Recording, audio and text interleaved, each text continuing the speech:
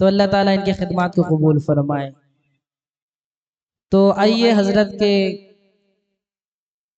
خطاب سے محظوظ ہونے کے لیے تیار ہو جائیے، اور حضرت کے آنے سے قبل یہ شعر ملاحظہ کیجئے کہ عشق نبی میں جھوم کر، عشق نبی میں جھوم کر خطاب سنائیے، ہم رند کو شراب محبت پلائیے، اور اتنا پلائیے اتنا پلائیے کہ بجھ جائیں تشنگی، اے بلبل باغ مدینہ تشریف لائیے۔ اور آئیے حضرت کا استقبال نعرہ تکبیر و نعرہ رسالت سے کیا جائے۔ ذرا مل کے بلند آواز سے نعرہ لگائیں، نعرہ تکبیر، نعرہ رسالت، مسلک اعلی حضرت جماعت رضائے مصطفیٰ مفتی معراج القادری صاحب قبلہ، نعرہ تکبیر، نعرہ رسالت۔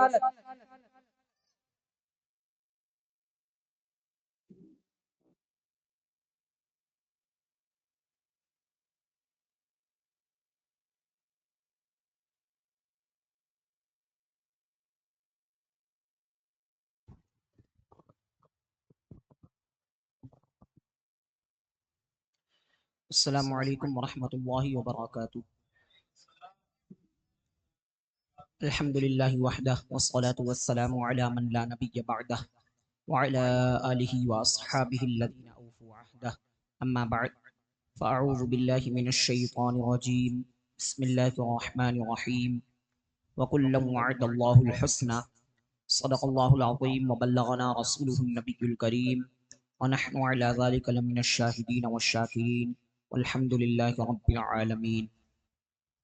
آئیے بارگاہ رسالت مآب میں اپنی محبتوں کا خراج درود پاک کی شکل میں پیش کریں۔ اللہم صلی علی سیدنا و مولانا محمد وعلی آل سیدنا و مولانا محمد وبارک وسلم، صلاۃ و سلام علیک سیدی یا رسول اللہ صلی اللہ تعالی علیہ وسلم۔ آج کا جو موضوع مجھے دیا گیا ہے وہ حضرت امیر معاویہ رضی اللہ تعالی عنہ سادات کرام کی نظر میں نے سال گزشتہ اس حوالے سے پوری ایک کتاب تصنیف کی ہے، جس میں 184 کتابوں کے حوالہ جات سے ماخوذ کر کے حضرت مولا علی رضی اللہ تعالی عنہ سے لے کر 1500 سال کے جتنے صحیح العقیدہ سادات گزرے ہیں ان سب کے حضرت امیر معاویہ رضی اللہ تعالی عنہ کے متعلق نظریات کا تذکرہ اس کتاب کے اندر میں نے کیا۔ آج کیونکہ موضوع وہی ہے، چند باتیں اسی حوالے سے میں ذکر کروں۔ باتیں آپ حضرات بہت غور سے سنیں تاکہ آپ کو پوری تحقیق ہو معلوم، اور ساتھ ہی ساتھ کہ اہل سنت و جماعت کا موقف کیا ہے، اس حوالے سے آپ حضرات کے دل میں کسی طرح کا کوئی خلجان باقی نہ رہے۔ اللہ تبارک و تعالی میری زبان پر کلمہ حق جاری فرمائے۔ حضرت معاویہ رضی اللہ تعالی عنہ کے حوالے سے میں کچھ باتیں تمہیدی طور پر سب سے پہلے ذکر کروں۔ حضرت معاویہ رضی اللہ تعالی عنہ یہ ہیں کون؟ نبی کریم صلی اللہ تعالی علیہ وسلم کے جلیل القدر صحابی ہیں حضرت امیر معاویہ رضی اللہ تعالی عنہ۔ نبی کریم صلی اللہ تعالی علیہ وسلم کی صحبت انہیں حاصل، اور نبی کریم صلی اللہ تعالی علیہ وسلم کے کاتب وحی، یعنی حضور اکرم صلی اللہ علیہ وسلم پر جب وحی نازل ہوتی تھی، قرآن نازل ہوا کرتا تھا، تو چند صحابہ جو وحی کی کتابت کے لیے خاص تھے، ان میں ایک حضرت امیر معاویہ رضی اللہ تعالی عنہ بھی تھے، جو قرآن نازل ہوا کرتا تھا اس کی کتابت کیا کرتے تھے، اسے لکھا کرتے تھے۔ اسی طرح رشتے کے لحاظ سے حضرت امیر معاویہ رضی اللہ تعالی عنہ نبی کریم صلی اللہ تعالی علیہ وسلم کے سگے سالے لگتے، نبی کریم صلی اللہ تعالی علیہ وسلم کے زوجہ محترمہ حضرت ام حبیبہ رضی اللہ تعالی عنہ، وہ رشتے میں حضرت معاویہ رضی اللہ تعالی عنہ کی سگی بہن۔ یہی وجہ ہے کہ حضرت معاویہ رضی اللہ تعالی عنہ کو خال المومنین کہا جاتا ہے، یعنی مسلمانوں کا ماموں۔ چونکہ آپ کی بہن حضرت ام حبیبہ رضی اللہ تعالی عنہ وہ حضور کی زوجہ محترمہ ہے اور وہ ام المومنین ہے، تو ان کے جو بھائی ہیں وہ خال المومنین ہیں، یعنی مسلمانوں کے ماموں ہیں۔ حضرت میرے معاویہ رضی اللہ تعالی عنہ کی کنیت ہے ابو عبد الرحمن اور آپ کا نام ہے معاویہ۔ آقائے کائنات صلی اللہ تعالی علیہ وسلم نے صحابہ کرام کے متعلق، سب سے پہلے میں مطلق صحابہ کا مقام ذکر کروں، پھر حضرت امیر معاویہ کے حوالے سے کچھ باتیں ذکر کروں۔ صحابہ کرام رضوان اللہ تعالی علیہ مجمعین، ان کی قرآن مجید میں اللہ تبارک و تعالیٰ نے دو قسمیں ذکر فرمائی۔ سورہ حدید کے اندر 28ویں پارے 27ویں پارے میں اللہ رب العزت نے دو قسمیں ذکر فرمائی۔ ایک وہ صحابہ جو فتح مکہ سے پہلے اسلام لائے اور اپنا مال اللہ کی راہ میں خرچ کیا۔ دوسرے وہ صحابہ جو فتح مکہ کے بعد اسلام لائے اور اپنا مال اللہ کی راہ میں خرچ کیا۔ جو صحابہ فتح مکہ سے پہلے اسلام لائے ان کا مقام و مرتبہ بعد والے صحابہ سے بلند و بالا، اور اللہ تبارک و تعالیٰ نے دونوں قسمیں ذکر کرنے کے بعد ارشاد فرمایا وَكُلًّا وَعَدَ اللَّهُ الْحُسْنَى، اللہ نے ہر صحابی سے جنت کا وعدہ فرما دیا۔ لہذا نبی کریم صلی اللہ تعالی علیہ وسلم کے جتنے بھی صحابی ہیں وہ سارے کی سارے جنتی ہیں۔ اور صحابہ کرام کا مقام کیا ہے؟ بخاری شریف کے اندر حدیث پاک موجود ہے، اللہ کے رسول صلی اللہ علیہ وسلم نے ارشاد فرمایا لا تسبوا اصحابی، میرے صحابہ کو برا مت کہو۔ کیوں؟ فرمایا فلو ان احدکم انفق مثل احد ذهبا ما بلغ مد احدهم ولا نصیفہ، کہ تم میں کا کوئی شخص اگر احد پہاڑ کے برابر سونا اللہ کی راہ میں خرچ کرے اور اس کے مقابل میرا کوئی صحابی ایک مد یا آدھا مد جو اللہ کی راہ میں خرچ کرے، گیہوں اور جو آپ جانتے ہیں، تو ایک صحابی آدھا مد یا ایک مد جو خرچ کرے، یہ ایک پیمانہ ہوتا تھا عرب کی سرزمین پر مد، یعنی جس طریقے سے آج کلو 2 کلو لیٹر وغیرہ چلتے ہیں، اسی طریقے سے عرب کی سرزمین پر ایک پیمانہ ہوتا تھا جسے مد کہا جاتا، تقریباً 2.5 کلو کا سامان اس کے اندر آیا کرتا۔ تو فرمایا کہ میرا کوئی صحابی ایک مد یا آدھا مد جو خرچ کرے، اس کے مقابلے میں غیر صحابی احد پہاڑ کے برابر سونا خرچ کرے، تو فرمایا ما بلغ مد احدہم ولا نصیفہ، جو اجر و ثواب اور مقام اللہ تعالیٰ میرے صحابی کو عطا فرمائے گا غیر صحابی کو وہ مقام حاصل نہیں ہو سکتا۔ یہی وجہ ہے کہ حضرت عبداللہ بن عمر رضی اللہ تعالیٰ عنہ ارشاد فرماتے ہیں لا تسبوا اصحاب محمد صلی اللہ علیہ وسلم، فرمایا حضور کے صحابہ کو برا مت کہو۔ کیوں؟ فلا مقام احدہم ساعتا خیر من عمل احدکم عمرہ، کیونکہ حضور کے صحابہ کا ایک لمحہ حضور کی بارگاہ میں حاضر رہے، ایک لمحے کی جو زیارت انہیں حضور کی بارگاہ میں حاصل ہوئی، فرمایا وہ تمہاری پوری زندگی کے اعمال سے افضل و بہتر۔ ایک لمحہ جس نے حضور کی زیارت کر لی، اللہ نے اسے جو مقام عطا کر دیا، کسی غیر صحابی جو پوری زندگی اللہ کی عبادت میں گزار دے اسے وہ مقام حاصل نہیں ہو سکتا۔ یہی وجہ ہے کہ آپ امت کے اندر آپ دیکھیں گے اولیاء کاملین آئیں گے، غوث آئیں گے، قطب آئیں گے، ابدال آئیں گے، اوتاد آئیں گے، یہ سارے دروازے کھلے ہوئے، مگر حضور اکرم صلی اللہ علیہ وسلم کے وصال ظاہری کے بعد اب قیامت تک کے لیے کوئی صحابی نہیں آئے گا، نہ کوئی ایسا بندہ پیدا ہوگا جسے صحابہ کرام جیسا مقام و مرتبہ حاصل ہو جائے۔ صحابہ کو اللہ نے جو عظمتیں عطا کر دی ہے، غیر صحابی کتنے ہی مقام کو، کتنے ہی بڑے مقام کو پہنچ جائے وہ مقام حاصل نہیں کر سکتا۔ حضرت معاویہ رضی اللہ تعالیٰ عنہ ہیں کون؟ اس کے حوالے سے میں نے کچھ باتیں ذکر کی۔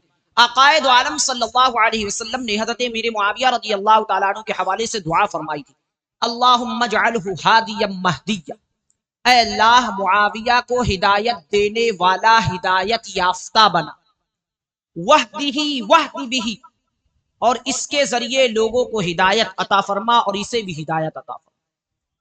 اور اس حدیث پاک امام بخاری نے اس حدیث کو لکھا تاریخ الکبیر کے اندر، اور اس کی شرح میں علامہ شرف الدین طیبی رحمۃ اللہ تعالی علیہ نے شرح طیبی کے اندر لکھا ولا ارتیاب ان دعاء النبی صلی اللہ علیہ وسلم مستجاب، فرمایا اس چیز میں کوئی شک نہیں کہ حضور نے حضرت امیر معاویہ کے لیے جو دعا فرمائی تھی اللہ کی بارگاہ میں وہ دعا قبول ہو چکی۔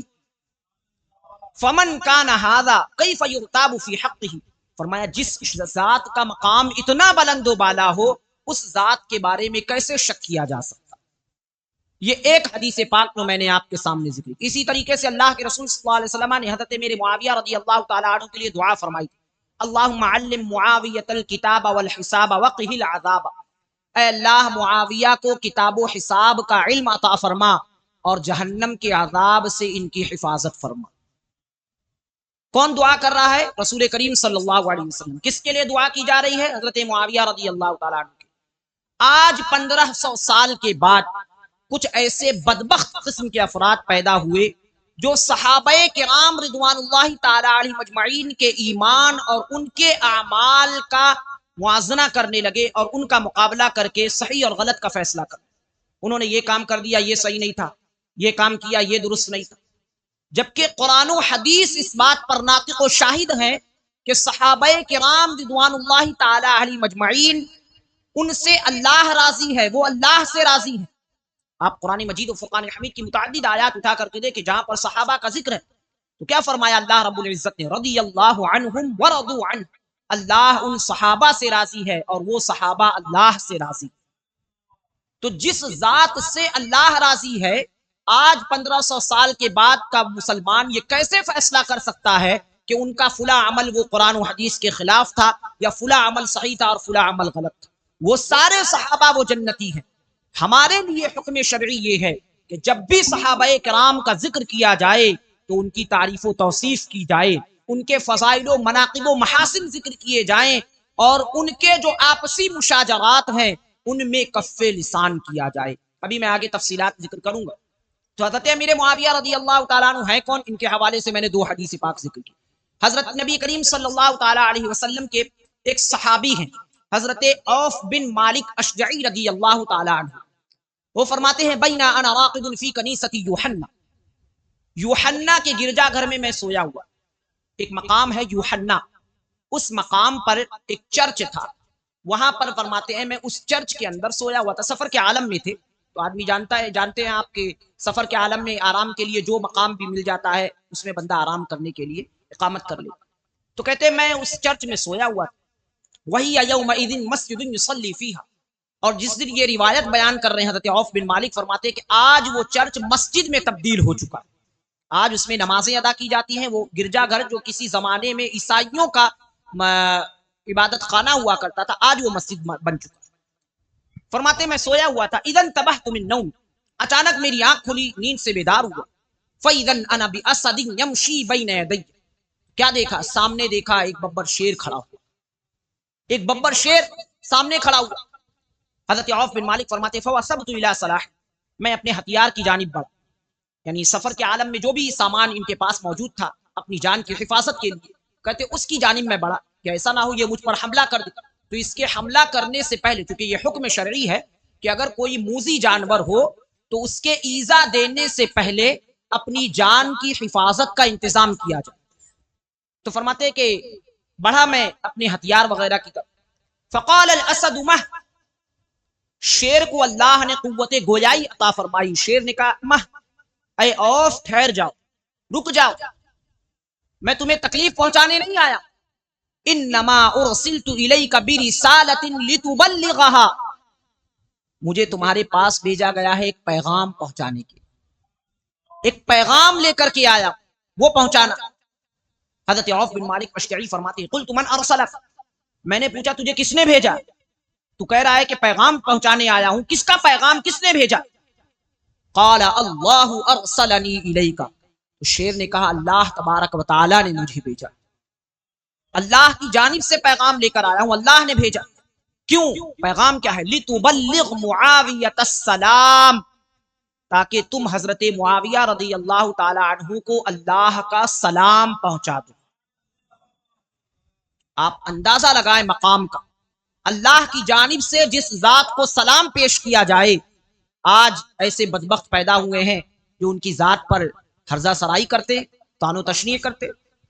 فرمایا کہ پیغام یہ ہے کہ تم حضرت معاویہ کو اللہ کا سلام پہنچا دو، وَتُعْلِمْهُ أَنَّهُ مِنْ أَهْلِ الْجَنَّةِ، اور انہیں یہ بتا دو کہ وہ جنتی ہیں، اللہ نے جنت میں ان کے لیے انتظام فرما رکھا۔ حضرت عوف بن مالک کہتے ہیں میں نے پوچھا من معاویہ، معاویہ سے کون سے معاویہ مراد ہے؟ کیونکہ صحابہ کرام میں 20 سے زائد صحابہ تھے جن کا نام معاویہ تھا. حضرت معاویہ بن معاویہ ہے، حضرت معاویہ بن قیس ہیں، حضرت معاویہ بن ابی سفیان، اس طریقے سے 20 سے زائد صحابہ. تو کہا معاویہ سے کون سے صحابی مراد ہیں، کون سے معاویہ مراد؟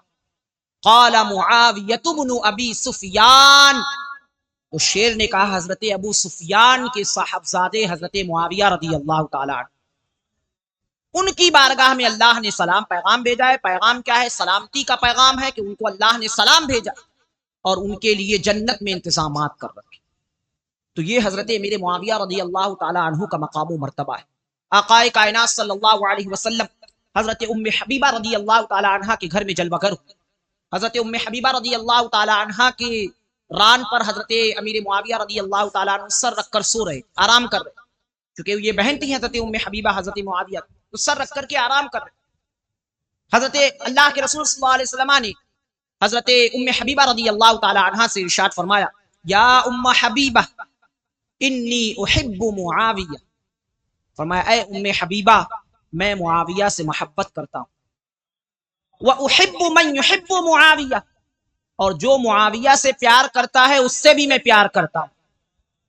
وَجِبْرِيلُ وَمِيكَائِيلُ يُحِبَّانِ معاویہ، حضرت جبریل و میکائیل بھی حضرت معاویہ سے پیار کرتے ہیں.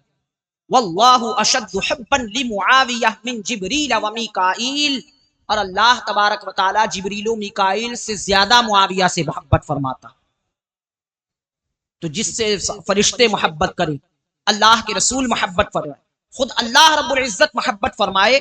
آج 1500 سال کے بعد ایسے نابکار پیدا ہوئے کہ وہ ساری باتیں جو مشاجرات سے متعلق ہے ان چیزوں کو ذکر کر کے ہرزہ سرائی کر.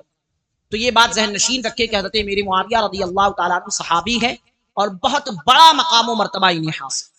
اب آخر میں کچھ باتیں میں اور ذکر کروں چونکہ موضوع میرا حضرت میری معاویہ سادات کی نظر میں.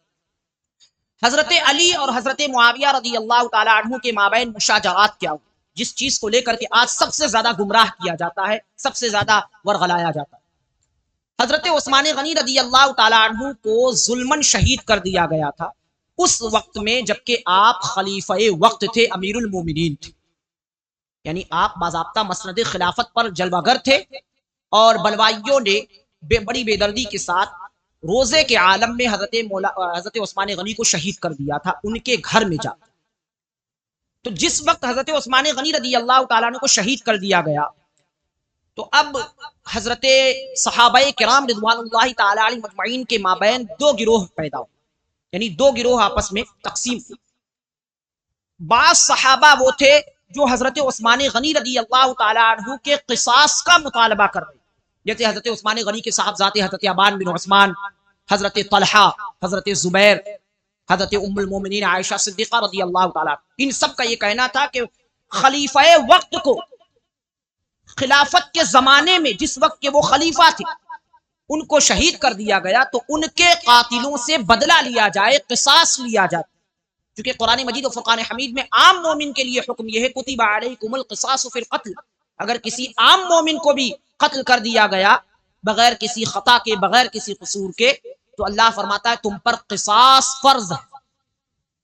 تو فرمایا کہ جب عام مومن کے بارے میں یہ حکم ہے کہ قصاص لیا جائے گا تو اگر خلیفہ وقت کے ساتھ کسی نے ایسا کیا تو ان کے قاتلوں سے بدرجہ اولا قصاص لیا جائے، ان سے بدلہ لیا جائے، تاکہ کوئی آنے والے وقت میں کسی خلیفہ کے خلاف اس طرح کی جرأت اور جسارت نہ کر سکے.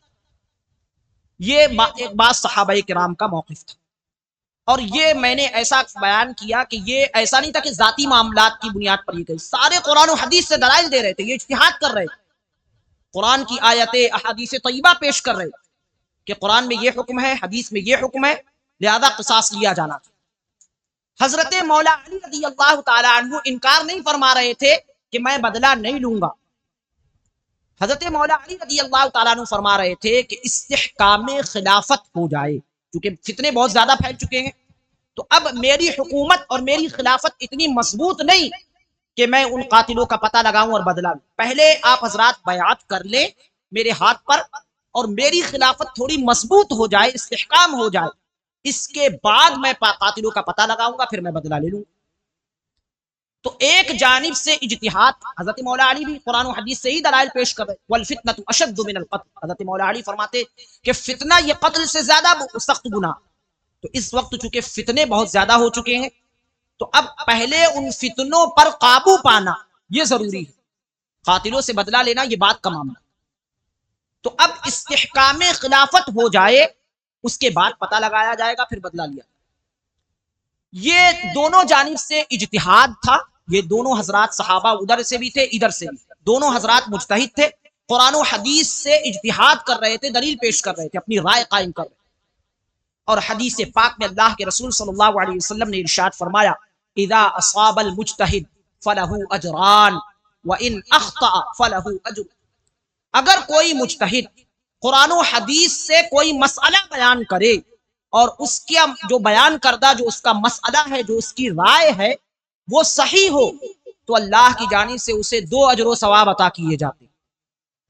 وَإِنْ أَخْطَأَ فَلَهُ أَجْرٌ، اور اگر اس کا بیان کردہ مسئلہ اس میں خطا ہو جائے، جسے خطائے اجتہادی کہا جاتا، تو فرمایا تب بھی اس کو گناہ نہیں ملے گا، اس کو اللہ کی جانب سے 1 اجر و ثواب ضرور عطا کیا جائے۔ اہل سنت و جماعت کا موقف یہ ہے کہ دونوں جو اجتہادات کیے گئے تھے اس زمانے کے، ان میں صحیح اجتہاد وہ حضرت مولا علی رضی اللہ تعالی عنہ کا، اور سامنے والے جو حضرات تھے، حضرت امیر معاویہ، حضرت طلحہ، حضرت زبیر، ان کا جو اجتہاد تھا وہ خطا پر مبنی تھا، یعنی خطائے اجتہادی۔ لیکن یہ میں نے ذکر کیا کہ ذاتی رنجش یا عناد یا بغض یا کینہ یا قدورت وغیرہ پر معاملہ نہیں، دونوں اپنے اپنے طور پر قرآن و حدیث سے دلیل پیش کر رہے، اور یہ معاملات طول پکڑتے چلے گئے، حتیٰ کہ حضرت علی اور حضرت طلحہ اور حضرت زبیر رضی اللہ تعالی عنہما کے درمیان ایک جنگ ہوئی، جسے جنگ جمل کہا جاتا، اور پھر حضرت امیر معاویہ رضی اللہ تعالی عنہ کے درمیان ایک جنگ ہوئی حضرت مولا علی سے، جسے جنگ صفین کہا جاتا۔ یہ جو معاملات ہیں ان تمام کو مشاجرات صحابہ کہا جاتا، یعنی صحابہ کے آپسی معاملات۔ ان کے بارے میں حکم شرع یہ ہے کہ ان میں سے کسی بھی یعنی ذات پر، کسی بھی صحابی پر طعن و تشنیع نہ کی جائے، کف لسان کیا جائے، یعنی زبان کو بند رکھا جائے۔ نہ حضرت علی کی محبت میں حضرت عائشہ صدیقہ، حضرت طلحہ، حضرت زبیر، حضرت معاویہ کی برائی کی جائے، نہ حضرت طلحہ، حضرت عائشہ صدیقہ اور حضرت امیر معاویہ کی محبت میں مولا علی کی برائی کی۔ یہ مشاجرات صحابہ ہیں، وہ تمام صحابہ وہ جنتی ہیں، قرآن میں اللہ نے فرما دیا کہ ہر صحابی سے اللہ نے جنت کا وعدہ فرما دیا، ان کے معاملات اللہ رب العزت کے سپرد کیے جائیں اور ان معاملات میں کف لسان کیا جائے۔ یہی وجہ ہے کہ علماء نے اپنی کتابوں میں لکھا، امام غزالی نے لکھا کہ بغیر کسی شرعی وجہ کے ان مشاجرات جو معاملات ہوئے ان کو ذکر کرنا بھی جائز نہیں، بغیر کسی شرعی وجہ، تفسیر کا معاملہ ہو یا دیگر کسی تاریخی معاملے میں یا کسی مقام پر وضاحت کی ضرورت ہو تو بھلے ذکر کیا جائے، ورنہ ان معاملات کو ذکر کرنا بھی امام غزالی نے فرمایا جائز نہیں، چونکہ ظاہر سی بات ہے جب وہ معاملات ذکر کیے جائیں گے تو ممکن ہے کہ کسی کے دل میں ایک سے محبت ہو اور دوسرے سے کینہ یا بغض پیدا ہو جائے، کسی طریقے کی قدورت پیدا ہو جائے، تو یہ چیز اس کے ایمان کے لیے نقصان دہ ہو اور اس کے ایمان کے لیے ضرر بنے۔ اس لیے علماء کرام نے فرمایا کہ کف لسان کیا جائے۔ صحابہ کرام اور تابعین سے لے کر آج تک کے امت کے جتنے اکابرین ہیں اہل سنت و جماعت کے، سب کا یہی موقف کہ مشاجرات صحابہ میں کف لسان کیا جائے، ان کے جو معاملات ہیں وہ اللہ کے سپرد کیے جائیں۔ ہم جب بھی کسی صحابی کا ذکر کریں تو ان کے فضائل و مناقب ہی کا ذکر کیا جائے، ان کے محاسن ہی کا ذکر کیا جائے۔ تو یہ میں نے اختصار کے طور پر مشاجرات کے متعلق بیان کر دیا۔ حضرت مولا علی رضی اللہ تعالی عنہ اور حضرت علی کے مابین جو معاملات ہوئے انہیں مشاجرات صحابہ کہا جاتا ہے، اور ان میں کف لسان یہ واجب ہے۔ اگر سادات کرام کے حوالے سے میں ذکر کروں، سب سے پہلے اب آج کے وہ لوگ جو کہتے ہیں کہ اہل بیت سے محبت نہیں کرتے سنی، تو اہل بیت سے زیادہ محبت، اہل سنت سے زیادہ اہل بیت سے کسے محبت ہو؟ علماء کرام نے پوری کتاب، پورے باب اپنی کتابوں میں اہل بیت کے فضائل میں ذکر فرما۔ تو یہ یاد رکھے کہ اہل بیت سے سچی محبت وہ صرف سنی ہی کرتے۔ ہاں، سنی اہل بیت کی محبت کی آڑ میں کسی صحابی کی عداوت نہیں رکھتے، کسی صحابی کی برائی نہیں کرتے۔ اعلی حضرت رضی اللہ تعالیٰ عنہ نے فرمایا نا، اہل سنت کا ہے بیڑا پار، اصحاب حضور نجم ہے اور ناؤ ہے عطرت رسول اللہ کی، کہ حضور کے صحابہ وہ ستارے ہیں اور حضور کی جو عطرت اور آل اور اہل بیت ہیں وہ ناؤ اور کشتی کے مثل۔ تو یہ بات ذہن نشین رکھیں حضرت میرے معاویہ رضی اللہ تعالیٰ عنہ کے حوالے سے۔ آج کہ وہ لوگ جو کہتے ہیں کہ دیکھو فلاں سید صاحب یہ کہتے فلاں، اب میں ایک روایت ایک حوالہ ذکر کر رہا ہوں، الایما الی زوائد الامالی والاجزاء، اس حدیث کی کتاب میں بھی یہ روایت موجود ہے، اور امام ابن مندہ کی جو کتاب ہے ذکر الامام الحافظ ابی عبداللہ بن مندہ، اس میں بھی یہ حوالہ موجود ہے۔ حضرت امام زین العابدین رضی اللہ تعالیٰ عنہ جو امام حسین کے صاحبزادے، اہل بیت نظام کے جد اعلیٰ میں ان کا شمار کیا جاتا ہے، کربلا کی سرزمین پر یہ موجود تھے، اپنی آنکھوں سے سارے احوال دیکھے تھے۔ ان سے زیادہ تو کسی کو محبت نہیں ہوگی نا، یہ حضرت مولا علی سے یا حضرت امام حسین سے۔ حضرت امام زین العابدین سے پوچھا گیا، حضرت ابو حازم جو شاگرد ہیں امام زین العابدین کے، انہوں نے پوچھا، قیل لعلی بن الحسین، حضرت علی بن حسین امام زین العابدین سے پوچھا گیا، کیف تقول فی معاویہ رضی اللہ تعالی عنہ، آپ کا حضرت معاویہ کے بارے میں کیا کہنا، کیا نظریہ؟ اب سنیں امام زین العابدین کے جملے کیا، فقال ما اقول فی رجل اختصه اللہ عز وجل لوحیہ وجعلہ امینا فی ارضہ ورضیہ کاتبا لنبیہ صلی اللہ علیہ وسلم۔ فرمایا میں اس ذات کے بارے میں کیا کہہ سکتا ہوں جسے اللہ تبارک و تعالی نے اپنی وحی کے لیے خاص فرما لیا، یعنی اللہ نے حکم دیا اپنے محبوب کو کہ وحی کی کتابت کے لیے حضرت معاویہ کو منتخب کر۔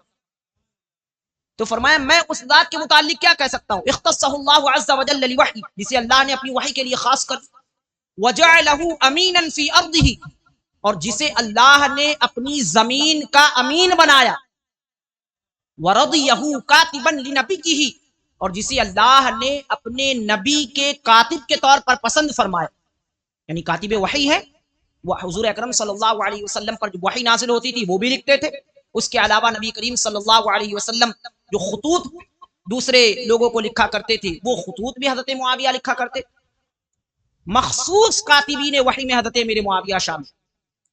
تو فرمایا میں اس کا ذات کے بارے میں کیا کہہ سکتا، اور پھر آگے جملے سن حضرت امام زین العابدین کے جملے کیا، فرمایا ان ابا عبد الرحمن معاویہ کان رجلا عاقلا حلیما امینا، فرمایا حضرت ابو عبد الرحمن معاویہ رضی اللہ تعالی عنہ ایک عقل مند، بردبار، امانت دار انسان تھے۔ غفر اللہ تعالی لابی عبد الرحمن ولعن اللہ عز وجل من یسلبہ، اللہ تبارک و تعالی حضرت معاویہ کی مغفرت فرمائے اور اللہ کی لعنت ہو اس بندے پر جو آپ کے عیب بیان کرے۔ کون فرما رہا ہے؟ امام زین العابدین فرما رہے ہیں۔ کس کے متعلق فرما رہے ہیں؟ حضرت معاویہ رضی اللہ تعالیٰ عنہ کے متعلق فرما، اللہ مغفرت فرمائے دعا بھی کر رہے اور ساتھ ہی ساتھ لعنت بھیج رہے ہیں عیب بیان کرنے والے۔ اب چونکہ وہ زمانہ جس انداز میں آج کے کچھ روافظ ہیں جو چاہتے ہیں کہ کسی نہ کسی طور پر صحابی کی برائی کی جائے، اس زمانے میں بھی یہ معاملہ تھا۔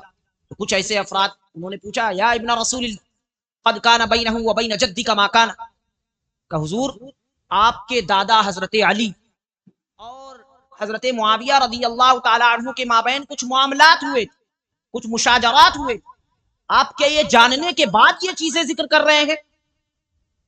تو آج اسی چیز کو ذکر کیا جاتا ہے نا کہ انہوں نے فلاں جگہ یہ کیا تھا، فلاں جگہ، اور وہ تاریخی بات ہے، فلاں تاریخ کی کتاب میں یہ لکھا ہوا ہے، فلاں جگہ یہ لکھا ہوا ہے۔ میں کہتا ہوں قرآن سے زیادہ سچی کوئی کتاب ہے؟ قرآن فرما رہا ہے ہر صحابی جنتی ہے، اللہ نے ہر صحابی سے جنت کا وعدہ فرما دیا۔ اس کے مقابلے میں تاریخ کی جتنی کتابیں آئیں یا دیگر جتنی روایتیں آئیں وہ سب جھوٹی تو ہو سکتی ہیں، مگر اللہ کا فرمان جھوٹا نہیں ہو سکتا، اللہ کے رسول صلی اللہ علیہ وسلم کی حدیث جھوٹی نہیں ہو سکتی۔ تو پوچھا گیا کہ آپ کے دادا جان کے مابین اور ان کے درمیان کچھ معاملات ہوئے، کچھ مشاجرات ہوئے، تو کیا آپ یہ جانتے ہیں وہ یہ کہہ رہے ہیں؟ امام زین العابدین نے فرمایا کان ذلک فی الکتاب مستورا، فرمایا یہ لوح محفوظ میں لکھا ہوا، یعنی یہ قضاء مبرم تھی، اور فرمایا وکان امر اللہ قدرا مقدورا، اور اللہ کی جانب سے جو قضاء مبرم ہوتی ہے وہ ہو کر رہی تھی۔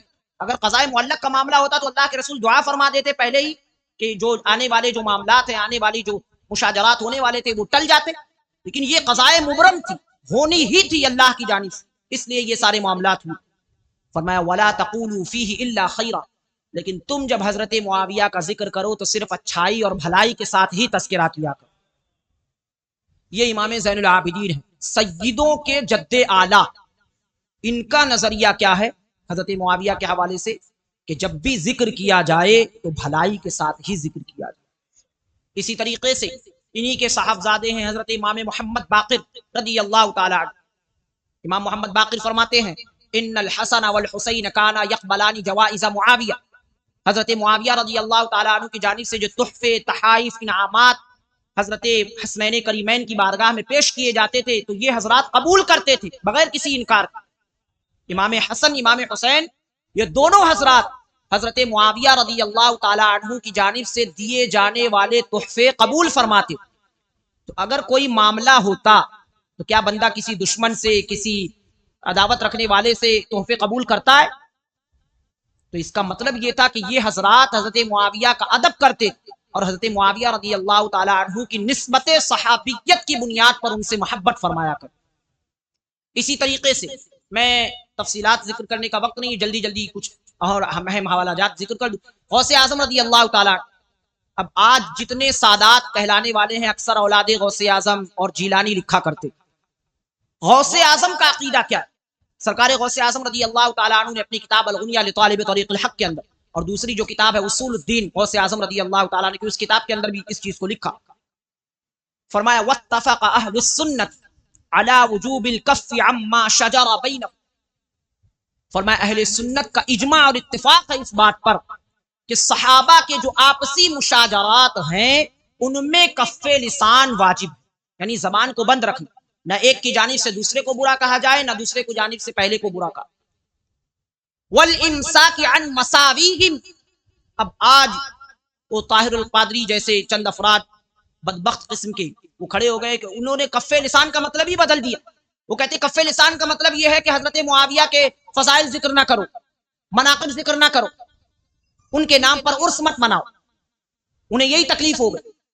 اب آپ خود ذرا دل پر ہاتھ رکھ کر کے سوچیں، اللہ کے ولیوں کا عرس منانا جائز، تو ولیوں سے کئی گنا مقام و مرتبے میں جو بلند و بالا صحابہ ہیں ان کا عرس منانا کیوں کر ناجائز ہو؟ خواجہ غریب نواز کا عرس منایا جاتا ہے، حضرت مخدوم اشرف سمنانی کا عرس منایا جاتا ہے، غوث اعظم کا عرس منایا جاتا ہے، تو ان سب سے رتبے میں جو صحابہ سب ان سے کئی گنا زیادہ بلند و بالا ہیں ان کا عرس منانا کیوں ناجائز ہو؟ تو اب کف لسان کا یہ مطلب نہیں ہے کہ فضائل ذکر نہیں کیے جائیں گے، مناقب ذکر نہیں کیے جائیں گے، بلکہ کف لسان کا مطلب یہ ہے کہ ان معاملات کی بنیاد پر کسی کی برائی نہیں کی جائے، زبان کو بند رکھا جائے۔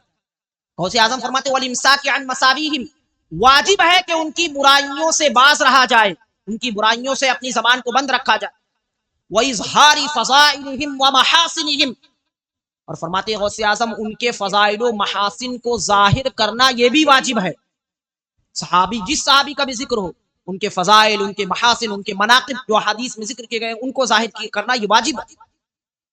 اور آگے کیا فرمایا وَتَسْلِيمِ أَمْرِهِمْ إِلَى اللَّهِ عَزَّ وَجَلَّ عَلَى مَا كَانَ، ان کے مابین جو مشاجرات ہوئی، جو آپسی ان کے معاملات ہوئے، ان کو اللہ رب العزت کے سپرد کرنا یہ بھی واجب ہے۔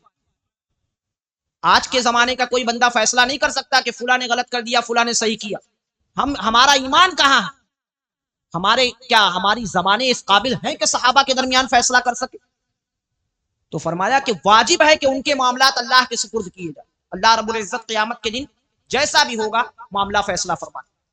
تو یہ ہے غوث اعظم کا نظریہ۔ آج جیلانی کہلانے والے، گیلانی کہلانے والے، اولاد غوث اعظم کہلانے والے کئی ایسے حضرات آپ کو ملیں گے جو حضرت معاویہ رضی اللہ تعالیٰ عنہ کی برائی کرتے۔ تو یہ یاد رکھے کہ ایسے لوگ غوث اعظم کا نام تو استعمال کر رہے ہیں لیکن غوث اعظم کی جو تعلیمات ہیں ان پر وہ عمل پیرا نہیں، ان پر عمل نہیں کرتے۔ اور میں آگے سادات کا ذکر کروں، حضرت سید احمد کبیر رفاعی رضی اللہ تعالیٰ عنہ، یہ کون ہے؟ رفاعی سلسلے کے بانی، جن کے لیے سرکار مدینہ صلی اللہ تعالیٰ علیہ وسلم کا دست انور اپنی قبر انور سے باہر آ گیا۔ یہ سید احمد کبیر رفاعی یہ کیا فرماتے ہیں؟ فرمایا ذبوا عن اعراض الصحابہ قاطبہ، فرمایا تمام صحابہ کی عزتوں کا دفاع کر، کسی بھی صحابی کو برا کہا جائے تو اس کا دفاع کرنے کے لیے کھڑے ہو جاؤ. وعلیکم بمحبتہم ومدحہم، اور فرمایا تم پر ان سے محبت کرنا اور ان کی تعریف و توصیف کرنا یہ واجب ہے. کیوں؟ فرمایا فإن الحق سبحانہ وتعالی قد عفا عنہ، کیونکہ اللہ تبارک و تعالیٰ نے ان سب کی مغفرت فرما دی. جتنے صحابہ ہیں اللہ نے سب کی مغفرت فرما دی. ولا یواخذہم بما جرى بینہم، اور اللہ تبارک و تعالیٰ قیامت کے دن ان کے آپسی معاملات میں ان کا مواخذہ نہیں فرمائے گا کہ کسی کی گرفت فرما لو. وَإِنَّهُمْ يَتَوَاهَبُونَ وَيَدْخُلُونَ الْجَنَّةَ، وہ صحابہ آپس میں ایک دوسرے کو تحفہ پیش کرتے ہوئے جنت میں داخل ہو جائیں گے. یہ ہے سید احمد کبیر رفاعی کا نظر. اور اگر سادات اکرام کا ذکر کروں، ہندوستان کی سرزمین کے ایک عظیم عالم اللہ کے ولی حضرت خواجہ نظام الدین اولیاء محبوب الہی رحمۃ اللہ تعالی علیہ، دہلی کی سرزمین پر ان کا مزار ہے. تقریباً ہر سنی ان کے مزار پر حاضری دینے جاتا ہے. خواجہ نظام الدین اولیاء رحمۃ اللہ تعالی علیہ کے ملفوظات ہیں جو آپ کے خلیفہ خواجہ امیر حسن علی سنجری رحمۃ اللہ تعالی علیہ نے ان کو لکھا. تو اس فوائد الفواد اس کا نام ہے. فارسی میں بھی یہ کتاب ملتی ہے، اردو میں بھی اس کا ترجمہ موجود ہے. فوائد الفواد کے اندر خواجہ امیر حسن علی سنجری فرماتے ہیں، میں نے حضرت خواجہ نظام الدین اولیاء سے پوچھا کہ حضرت امیر معاویہ کے بارے میں کیا نظریہ رکھنا چاہتے. تو حضرت خواجہ نظام الدین محبوب الہی رحمۃ اللہ تعالی علیہ نے فرمایا، سب سے پہلی چیز فرمایا وہ مسلمان تھے. آج اسلام پر یہ اعتراض کر دیا جاتا ہے کہ وہ فتح مکہ کے بعد اسلام لائے تو مسلمان ہی نہیں تھے معاذ اللہ. اس کا مطلب جتنے صحابہ فتح مکہ کے بعد اسلام لائے کوئی مسلمان باقی نہیں رہا. حالانکہ آپ دیکھیں بہت سے صحابہ، حضرت ابو ہریرہ اور دیگر کئی صحابہ ایسے ہیں جو فتح مکہ کے بعد اسلام لائے یا فتح مکہ کے وقت اسلام قبول کیا. تو فرمایا کہ وہ مسلمان تھے، نبی کریم صلی اللہ تعالی علیہ وسلم کے صحابی تھے، اور ان کی بہن حضرت ام حبیبہ رضی اللہ تعالی عنہا نبی کریم صلی اللہ تعالی علیہ وسلم کی زوجیت میں تھی، یعنی حضور کی زوجیت میں، حضور کے عقد میں تھی، حضور اکرم صلی اللہ علیہ وسلم کی زوجہ محترم. تو یہ خواجہ نظام الدین اولیاء محبوب الہی کا عقیدہ. اور آگے میں تفصیلات ذکر کروں. حضرت خواجہ مخدوم اشرف جہانگیر سمنانی رضی اللہ تعالی عنہ کی چوچا شریف کی سرزمین پر ان کا مزار مقدس، اور ہندوستان کی سرزمین کے تقریباً اکثر افراد ان کی بارگاہ میں حاضری دیتے. حضرت خواجہ مخدوم اشرف جہانگیر سمنانی رضی اللہ تعالی عنہ، ان کی ملفوظات اور ان کے جو نصیحتیں ہیں ان کا نام ہے لطائف اشرفی، اور آپ کے خلیفہ خواجہ نظام یمنی رحمۃ اللہ تعالی علیہ نے انہیں لکھا ہے. 3 جلدوں کے اندر فارسی میں یہ موجود. حضرت مخدوم اشرف سمنانی رضی اللہ تعالی عنہ نے لطائف اشرفی کے اندر حضرت امیر معاویہ رضی اللہ تعالی عنہ کا جہاں ذکر کیا ہے تو کاتبین وحی میں ان کا تذکرہ فرمایا. حضور کے کاتب وحی جتنے افراد تھے ان میں حضرت مخدوم اشرف سمنانی نے ذکر فرمایا. اور رافضیوں کا جہاں ذکر کیا ہے، ان کے فرقوں کا، تو ان کا 10واں فرقہ بیان کیا کہ 10واں فرقہ لاعنیہ. اور یہ کون ہے؟ فرمایا یہ وہ لوگ ہیں رافضیوں میں سے جو حضرت امیر معاویہ، حضرت طلحہ، حضرت زبیر، حضرت عائشہ کو لعنت کرتے ہیں، انہیں برا بھلا کہتے ہیں. تو اس کا مطلب یہ ہے کہ جو لوگ حضرت معاویہ رضی اللہ تعالی عنہ پر لعن طعن کریں، ان کی برائی کریں، وہ سنی نہیں ہیں، وہ رافضی ہیں. اور مخدوم اشرف جہانگیر سمنانی رضی اللہ تعالی عنہ کا یہی موقف. اب آج کے دور میں کوئی کھڑا ہو جائے کہ میں ان کی فلاں کے اولاد میں سے ہوں، میں مخدوم اشرف سمنانی کے اولاد میں سے ہوں، تو اس سے دھوکہ مت کھانا. یہ دیکھنا کہ مخدوم اشرف سمنانی کی تعلیم پر عمل کر رہا ہے یا عمل نہیں کر رہا. اگر عمل کر رہا ہو تب تو اس کے قریب رہنا، اور اگر عمل نہ کر رہا ہو تو اس سے دوری اختیار کرنا، اپنے ایمان کی حفاظت کرنا. ایسے بہت سے افراد آپ کو معاشرے میں مل جائے جو یہ کہتے ہیں کہ میں فلاں کی اولاد سے ہوں، فلاں سید ہوں. تو یہ بات یاد رکھیں کہ سید ہونا یہ ایک فضیلت کا باعث ہے، لیکن اس کا یہ مطلب نہیں ہے کہ اس کی بنیاد پر بندہ ایمان خراب کر دے یا دوسرے کے ایمان کو برباد کر. ایمان کی سلامتی یہ سب سے اہم اور ضروری چیز، یہ بات ذہن نشین رکھ. اور دور حاضر کے سادات کے اعتبار سے میں ذکر کروں کیونکہ وقت کم ہے. ہندوستان کی سرزمین کے ایک بہت بڑے اللہ کے ولی گزرے ہیں، حضرت سراج السالکین نور العارفین حضرت شاہ ابو الحسین احمد نوری مارہروی رحمۃ اللہ تعالی علیہ. یہ کوئی عام ذات نہیں ہے، یہ اعلیٰ حضرت امام اہل سنت رضی اللہ تعالی عنہ کے استاذ مکرم ہیں. اور کتنا ادب اعلیٰ حضرت کرتے تھے، جب ان کی بارگاہ میں آتے تھے تو ہاتھ باندھ کر کھڑے رہا کرتے تھے. اعلیٰ حضرت رضی اللہ تعالیٰ عنہ ان کی بارگاہ میں ہاتھ باندھ کر باادب طریقے سے کھڑے ہوا کرتے.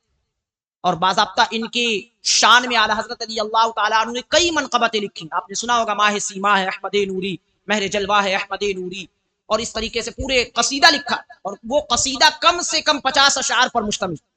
اس کا مقطع ہے اتنا کہہ دے رضا ہمارا ہے پار بیڑا ہے احمد نوری، کہ اگر آپ اتنا کہہ دیں کہ یہ رضا احمد رضا یہ میرا ہے تو اعلیٰ حضرت فرماتے ہیں میرا بیڑا پار ہو جائے. یہ ہے سراج السالکین شاہ ابو الحسین احمد نوری رحمۃ اللہ تعالی. ان کی کتاب ہے سراج العوارف فی الوصایا والمعارف، اور دوسری کتاب ہے دلیل الیقین، اور ایک کتاب ہے العسل المصفى. تینوں میں اس چیز کا ذکر موجود. حضرت سراج السالکین سیدنا شاہ ابو الحسین نوری رحمۃ اللہ تعالی علیہ فرماتے ہیں، فارسی میں سراج العوارف ہے، اس کے اندر لکھا دری زمان مردمان اہل سنت و جماعت از محاورت رافضیہ و صحبت عیشا از حال امیر معاویہ سوئے زنمی دارند ای خود رفض علاس. فرمایا اس زمانے میں بعض لوگ رافضیوں کے ساتھ اٹھنے بیٹھنے میل جول کی وجہ سے حضرت امیر معاویہ رضی اللہ تعالیٰ عنہ کے متعلق برائی کرتے، بدگمانی کرتے، انہیں برا بلا کہتے.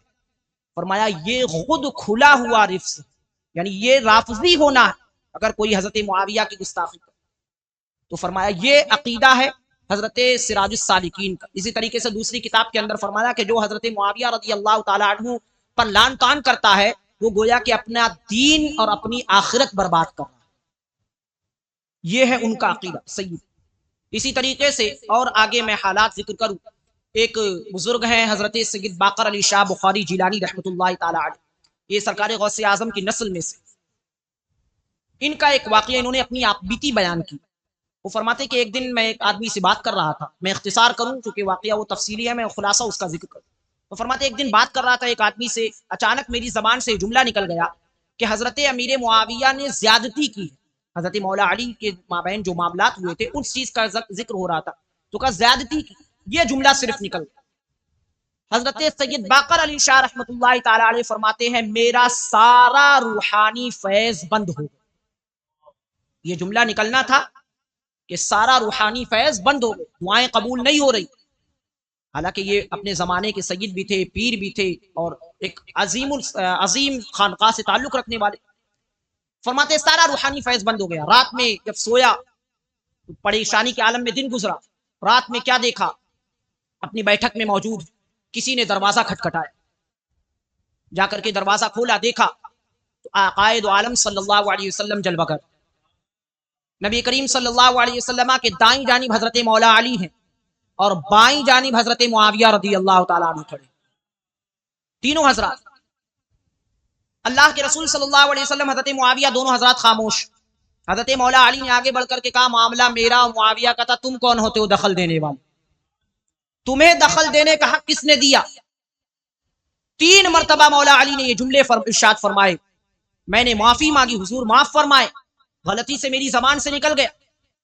بنا کسی جواب کے تینوں حضرات تشریف لے گئے. حضرت سید باقر علی شاہ بخاری فرماتے اس کے بعد توبہ کرتا رہا، استغفار کرتا رہا، اللہ کی بارگاہ میں دعا کرتا رہا کہ مولا جو روحانی فیض بند ہو چکا ہے وہ دوبارہ جاری ہو جائے. 6 مہینے تک سارا روحانی فیض بند رہا. 6 مہینے کے بعد خواجہ نور الحسن شاہ بخاری رحمۃ اللہ تعالی علیہ کی مزار انور پر گیا، ان کے وسیلے سے دعا مانگی. تب جا کر کے خواب میں اللہ کے رسول صلی اللہ علیہ وسلم دوبارہ تشریف لائے، اپنے سینے سے لگایا، اور پھر دوبارہ جو روحانی فیض کا سلسلہ بند ہو چکا تھا وہ دوبارہ جاری ہو. تو اس کا مطلب یہ ہے کہ چاہے سید ہو یا غیر سید، شریعت مطہرہ کا حکم سب کے لیے. جس طریقے سے ایک عام مسلمان کے لیے نماز پڑھنا ضروری ہے، سید کے لیے بھی ضروری. جس طریقے سے ایک عام مسلمان کے لیے زنا کرنا گناہ کبیرہ ہے، سید کے لیے بھی گناہ کبیرہ. ان کے لیے شریعت کے احکام الگ سے نہیں آئے.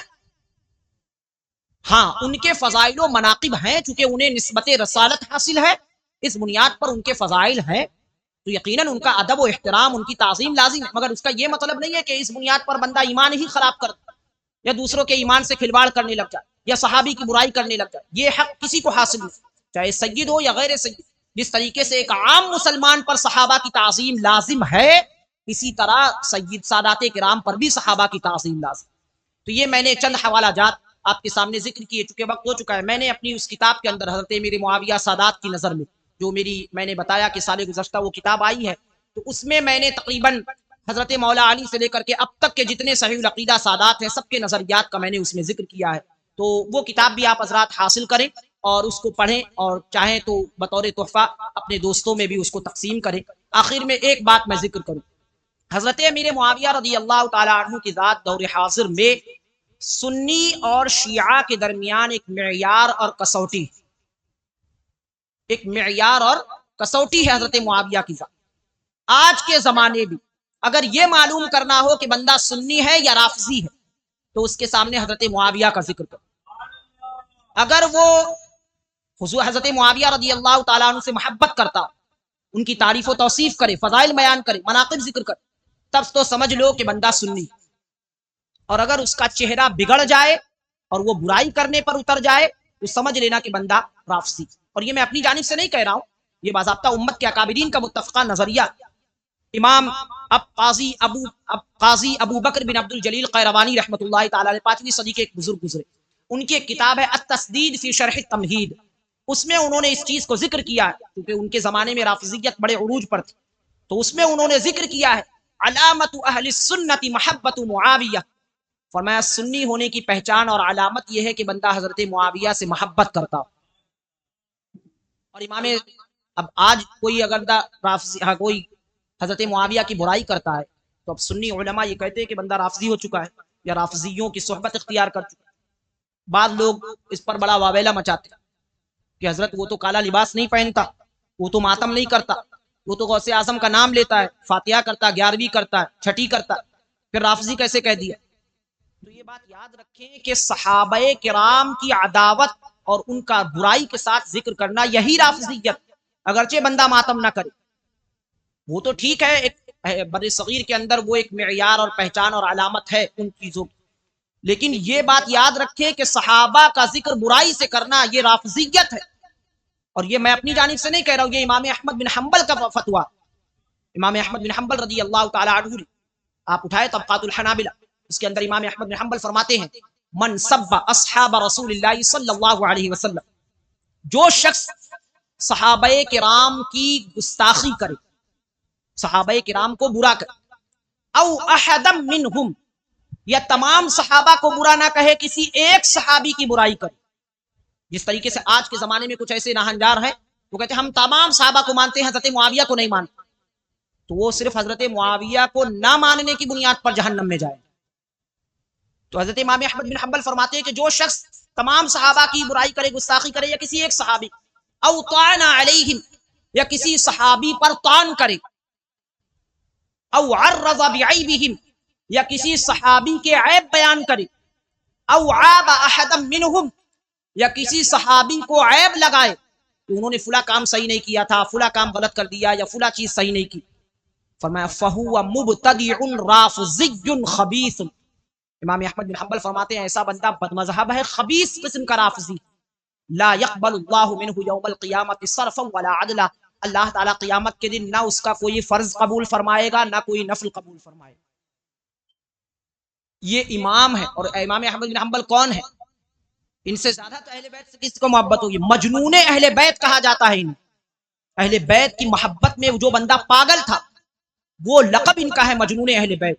یہ امام احمد بن حنبل. لیکن جہاں صحابی کی بات آئی ہے تو اہل سنت و جماعت کا جو عقیدہ تھا اس کو ظاہر فرمائے.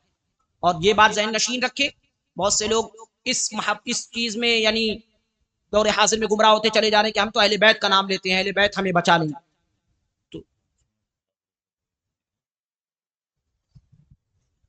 تو یہ بات ذہن نشین رکھیں کہ اہل بیت کی محبت تب کام آئے گی جب صحابہ کی محبت آپ کے دل میں، اور اگر کسی بھی صحابی کا بغض آپ کے دل میں ہے تو اہل بیت کی محبت کام نہیں آئے گی. ایک بہت بڑے عالم دین گزرے ہیں اپنے زمانے کے، بہت بڑے اللہ کے ولی، جنہیں 86 مرتبہ حضور کی زیارت ہوئی ہے. علامہ یوسف بن اسماعیل نبہانی رحمۃ اللہ تعالی علیہ، بڑے عظیم اعلی حضرت کے زمانے کے یہ بزرگ. انہوں نے ایک کتاب لکھی ہے الشرف المؤبد لآل محمد صلی اللہ علیہ وسلم. اہل بیت کے فضائل میں یہ کتاب ہے، پوری کتاب اہل بیت کے فضائل میں، حضور کی آل کے فضائل و مناقب قرآن سے، حدیث سے، اور امت کے جو اکابرین ہیں ان سے، اور پھر واقعات وغیرہ، یہ ساری تفصیلات. मगर हजरत अल्लामा यूसुफ बिन इस्माइल नबहानी ने उसके मुकदमे में ये चीज लिखी है शुरू में, इन्ना महब्बत आलिल बैत ला तुजदी नफ़अन इदा खालतहा बुग़्ज़ु अहदिन मिन अस्हाब रसूलिल्लाह सल्लल्लाहु अलैहि वसल्लम। फरमाया अहले बैत की मोहब्बत कोई फायदा नहीं देगी अगर उसके साथ किसी भी सहाबी का बुग़्ज़ दिल में मौजूद है। अगर किसी सहाबी का बुग़्ज़ है, भले से अहले बैत से प्यार करता हो, तो वो मोहब्बत काम नहीं आएगी। तो ये बात याद रखें कि सहाबा की मोहब्बत ये भी जरूरी है और अहले बैत इज़ाम की मोहब्बत ये भी जरूरी है। अहले बैत से भी प्यार करे, किसी भी अहले बैत इज़ाम की तौहीन और गुस्ताखी ना करे। और सहाबा किराम में से जितने सहाबा हैं, चाहे हज़रत अमीर मुआविया हो, चाहे हज़रत अबू सुफियान हो, चाहे हज़रत अमर बिन आस हो, चाहे हज़रत मुगीरा बिन शुअबा हो, या दीगर जितने सहाबा हैं, सब की ताज़ीम व तकरीम करे और सबका नाम एहतराम व अदब के साथ। ये बात यही अहले सुन्नत व जमात का मौक़िफ़ है, यही आला हज़रत का मौक़िफ़। आला हज़रत रज़ियल्लाहु ताला अन्हु से जब फतावा रज़विया के अंदर सवाल किया गया, अब यूँ तो आला हज़रत रज़ियल्लाहु ताला ने हज़रत मुआविया के हवाले से बहुत तफसीलात बयान की। आला हज़रत ने पूरी 6 किताबें हज़रत मुआविया के दिफा में लिखी, तो तफसीलात बहुत है, लेकिन मैं एक खुलासे के तौर पर 1-2 लाइन आला हज़रत की जिक्र कर। आला हज़रत रज़ियल्लाहु ताला अन्हु फरमाते हैं, फ़र्क़े मरातिब बेशुमार। आज यही कहा जाता था कि ये लोग हज़रत मुआविया को हज़रत अली के बराबर लाते। तो ये बात याद रखें कि हज़रत अमीर मुआविया रज़ियल्लाहु ताला अन्हु से हज़रत मौला अली 1-2 दर्जा नहीं, करोड़हा दर्जा अफजल व बेहतर, मकाम मर्तबे के लिहाज से कोई बराबरी नहीं। हज़रत अमीर मुआविया रज़ियल्लाहु ताला अन्हु से करोड़हा दर्जा अफजल व बेहतर हज़रत मौला कायनात रज़ियल्लाहु ताला अन्हु। फ़र्क़े मरातिब बहुत, लेकिन हज़रत अमीर मुआविया रज़ियल्लाहु ताला अन्हु ये सहाबी हैं और सहाबी होने के साथ साथ इनके फ़ज़ाइल व मनाक़िब हदीस में जिक्र किए गए हैं, लिहाजा उनकी अज़मतों का एहतराम ये भी ज़रूरी और लाज़िम। आला हज़रत रज़ियल्लाहु ताला अन्हु फरमाते हैं, फ़र्क़े मरातिब बेशुमार, यानी हज़रत मौला अली और हज़रत अली के दरमियान मरातिब और मर्तबों के लिहाज से फ़र्क फरमाते हैं वो बेशुमार।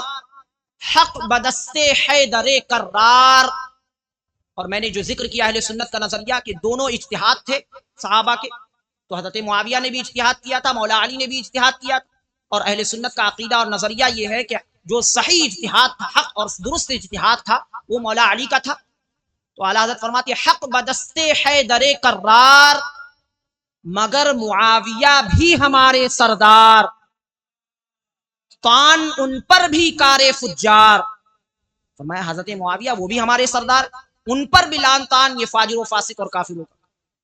और फरमाया जो हज़रत मुआविया रज़ियल्लाहु ताला अन्हु की हिमायत में हज़रत मौला अली रज़ियल्लाहु ताला अन्हु की अफजलियतो अज़मतो अकमलियतो अव्वलियत को भुला दे, उससे आंख फेर ले, फरमाया वो नासबी यजीदी है। यानी अगर कोई शख्स हज़रत अमीर मुआविया की मोहब्बत की बुनियाद पर हज़रत मौला अली को अफजल न कहे या उनके माज़अल्लाह उनकी बुराइयां करने लगे मौला अली की, फरमाया वो नासबी यजीदी। और जो हज़रत मौला अली रज़ियल्लाहु ताला अन्हु की मोहब्बत में हज़रत मुआविया रज़ियल्लाहु ताला अन्हु की निस्बत रिसालत को भुला दे, वो शीई ज़ैदी। ये आला हज़रत रज़ियल्लाहु ताला अन्हु का मौक़िफ़, और यही अहले सुन्नत व जमात का उम्मत के तमाम जो अकाबिरीन 1500 साल गुजरेंगे उन सब का यही मुत्तफ़िक़ा नज़रिया। तो ये बात जहन नशीन रख के दौर हाजिर में अहले बैत की मोहब्बत के नाम पर बड़ा गुमराह किया जा रहा है, राफ़िज़ियत को फ़रोग़ दिया जा रहा है, और ख़ास तौर पर इस यानी दामे फ़रेब में नौजवानों को लिया जा रहा है। तो नौजवानों से ये गुजारिश है कि वो अहले हक़ अहले सुन्नत व जमात इनका दामन थामे रखें। जहाँ कुछ शुबहात वगैरह हो, उलमा से राब्ता करें, मुफ्तियान किराम से राब्ता करें, और जो सही मौक़िफ़ है उस मौक़िफ़ पर कायम रहें, अपने ईमान व अक़ीदे की हिफाजत करें। ये बात याद रखें कि हज़रत मुआविया रज़ियल्लाहु ताला अन्हु की ज़ात दौर हाज़िर में मैंने बताया कि मियार है, और राफ़िज़ियों ने झूठी झूठी रिवायतें, तारीख़ी बातें और उनकी किताबों में जो गढ़ी हुई बातें हैं उन सब को ला करके अहले सुन्नत व जमात की कुतुब में दाखिल कर दिया। और बाज़ कुतुब में इस तरह की चीज़ें आ गई जो तारीख़ी चीज़ें हैं कि ये काम कर दिया, ये काम कर दिया। अब दौर हाज़िर में बहुत सारी बातें की जाती हैं, इंशाअल्लाह कभी मौका मिलेगा तो वो तफसीलात उनकी मैं जिक्र कर दूंगा। तो ये बातें ज़हन नशीन रखें कि जितनी बातें तारीख़ी हैं उनमें से अक्सर झूठी बातें हैं, और बाज़ ऐसी हैं जो मुअव्वल है, यानी उनकी तावील की जाती है, उनका मफ़हूम बयान किया जाता है अहले सुन्नत व जमात के मुताबिक। तो आला हज़रत रज़ियल्लाहु ताला अन्हु का जो नज़रिया है उसी नज़रिए पर कायम रहे, اور اعلیٰ حضرت رضی اللہ تعالیٰ عنہ کے حوالے سے میں ایک بات ذکر کر دوں، ملتان کے ایک عظیم مفسر ہیں حضرت سید غلام حسین مصطفیٰ قادری رحمۃ اللہ تعالیٰ عنہ، ان کی تفسیر ہے تفسیر سراج منیر، بڑے عظیم مفسر گزرے ہیں، انہوں نے وہ فرماتے ہیں کہ مجھے خواب میں کئی مرتبہ اللہ کے رسول کی زیارت ہوئی، اور میں نے اللہ کے رسول صلی اللہ علیہ وسلم کی جس وقت مجھے زیارت ہوئی میں نے حضور سے پوچھا کہ حضور کس کا راستہ اختیار کروں؟ تو سرکار مدینہ صلی اللہ علیہ وسلم نے ارشاد فرمایا اس زمانے میں جسے صحیح اور درست راستہ اختیار کرنا ہو وہ میرے احمد رضا کا راستہ اختیار کرے۔ اعلیٰ حضرت کی جانب اشارہ کر کے فرمایا ان کا راستہ اختیار کرے، ان کا راستہ میرا راستہ۔ تو اعلیٰ حضرت رضی اللہ تعالیٰ عنہ کا جو موقف ہے اسی موقف پر قائم رہے، اور صحابہ کرام رضوان اللہ تعالیٰ علیہ مجمعین کی عظمت اور محبت وہ اپنے دل میں جاگزی کرے۔ اللہ تبارک و تعالیٰ مجھے اور آپ کو اس پر عمل کرنے کی توفیق خیر عطا فرمائے۔ استغفر اللہ ربی من کل ذنب وخطیۃ واتوب الیہ، وآخر دعوانا ان الحمد للہ رب العالمین۔ السلام علیکم۔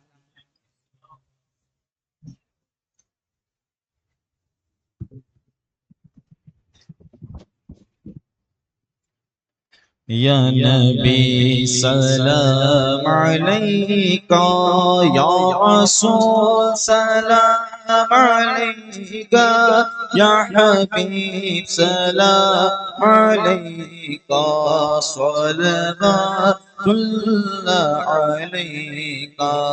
آپ کا تشریف لانا وقت بھی کتنا سہانا، جگمگا اٹھا زمانہ، پورے گاتی ترانہ۔ یا نبی سلام علیکہ، یا رسول سلام علیکہ، یا حبیب سلام علیکہ، صلوات اللہ علیکہ۔ صدقہ صدیق دے دو، صدقہ فاروق دے دو، صدقہ دو عثمان غنی کا، صدقہ دو میرے مولا علی کا، صدقہ دو حضرت امیر معاویہ کا، صدقہ دو غوث الورا کا، صدقہ دو خواجہ پیا کا، عشق دو احمد رضا سا، میری آنے والی نسل تیرے عشق ہی میں مچلے، انہیں نیک تم بنانا، مدنی مدینے والے۔ یا حبیبی یا رسول اللہ، یا نبی سلام علیکہ،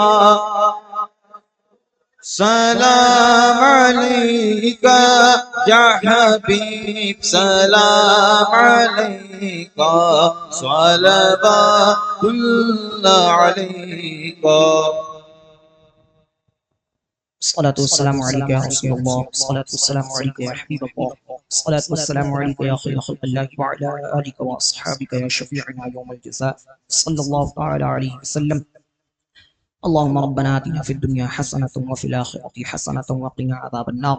یا اللہ یا رحمان یا رحیم، پروردگار عالم، نماز عشاء کی بعد سے اب تک یہاں پر جو کچھ ذکر و اذکار ہوا، نہ تو مناقب پیش کیے گئے بیانات میں، اللہ ان تمام چیزوں کو اپنی بارگاہ میں قبول فرما۔ برائے قدیر پڑھنے میں بیان کرنے میں کس طرح کی کوئی قصداً سہواً لفظاً معنی اخلاصاً کوئی غلطی کوئی خامی ہوئی ہو تو مولا قدیر اپنی فضل و کرم سے معاف فرما۔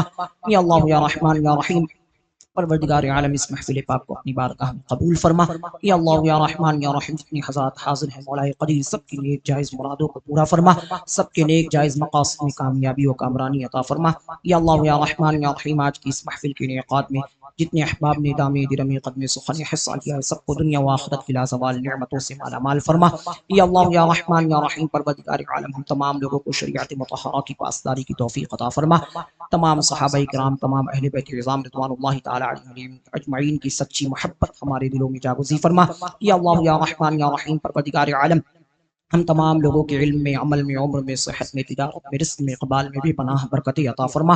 ظالمین کے ظلم سے، حاسدین کے حسد سے، شیاطین کے شر سے، اعداء کی عداوت سے، بد مذہبوں کی بد مذہبی سے، بد نظروں کی بد نظری سے محفوظ و معمون فرما۔ یا اللہ یا رحمان یا رحیم، ہم میں، ہمارے اہل خانہ میں جو بھی افراد بیمار ہیں، پروردگار عالم سب کو شفائے کاملہ عاجلہ عطا فرما۔ ہم میں سے جو پریشان حال ہیں ان کی پریشانیوں کو دور فرما، جو مقروض ہیں انہیں جلد سے جلد بار قرض سے سبکدوشی عطا فرما، جو بھی اولاد ہیں انہیں اولاد صالحہ نرینہ کی دولت عطا فرما، جو اولاد والے ہیں ان کی اولاد کو متقی و صالح و فرما بردار بنا۔ یا اللہ یا رحمان یا رحیم، جماعت رضائے مصطفیٰ نالہ سپارہ کو دن دنی رات چوگنی ترقی عطا فرما، اس کے تمام ممبران، تمام کارکنان کو مولا قدیر زور بازو عطا فرما۔ یا اللہ یا رحمان یا رحیم، یا اللہ یا رحمان یا رحیم، سید محمود باپو مولا قدیر دل کے مرض میں مبتلا ہے، یا اللہ یا رحمان یا رحیم انہیں دل کے امراض سے شفائے کاملہ عاجلہ عطا فرما، صحت و عافیت و تندرستی والی طویل زندگی عطا فرما۔